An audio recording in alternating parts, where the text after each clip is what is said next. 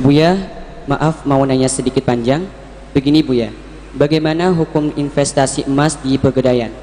Misalnya begini, harga emas ketika itu 500.000, nasabah datang dengan membawa uang 25 juta sehingga cukup untuk beli emas 50 gram.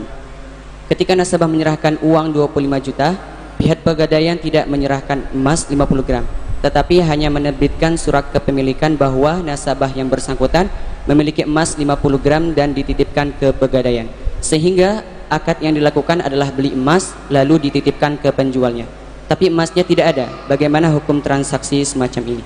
Baik, hukumnya adalah haram dan itu termasuk riba, namanya riba yad.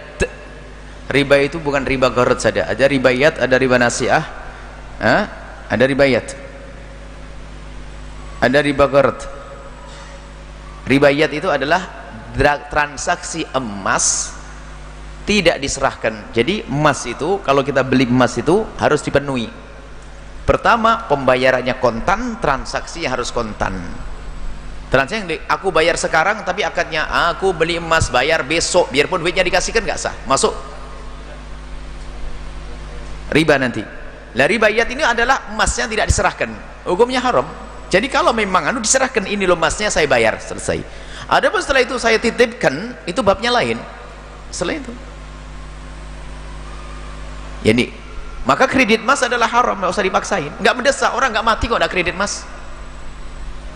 Kenapa harus dipaksain? Kami seluruh, wahai bank syariah, setiap sering kali dan bahkan berkali-kali kami mendukung adanya bank syariah, karena ini mengajari orang untuk bisa hijrah. Tapi tolong dari bank syariah sendiri jangan memaksakan sesuatu yang nggak penting. Masa kredit emas saja menyebarkan selebaran bermacam-macam untuk mempertahankan kredit emas, kredit emas, kredit emas. Termasuk mungkin gadai yang semacam ini barangkali ini diambil syariah. Kalau bukan syariah jelas tidak syariah. Kalau syariah pun, kalau di bank syariah pun salah. Tolonglah, kita tidak perlu hal-hal seperti itu. Jangan ikut-ikutan. Bukan berarti bisnis yang lagi ngetren kemudian pas diikut, dilihat dulu halal haramnya, benar tidaknya. Kami dukung, bahkan kami selalu menyeru agar hijrah kepada bank syariah. Tapi dari bank syariah sendiri jangan membuat sesuatu yang aneh.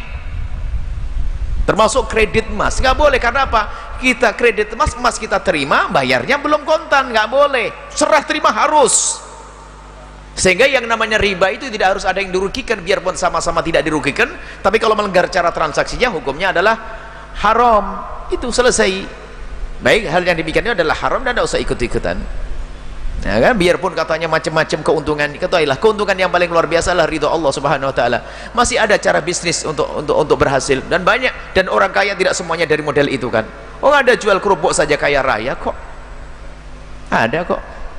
Yang menjadikan dirimu kaya adalah Allah. Maka jadilah kaya dengan cara yang benar dan diridhoi Allah. Itu hukumnya tidak benar dan itu masuk riba, namanya riba yad. Tidak diserah terimakan harta barangnya, maka itu adalah masuk riba dan hukumnya adalah haram. Wallahu a'lam bishawab.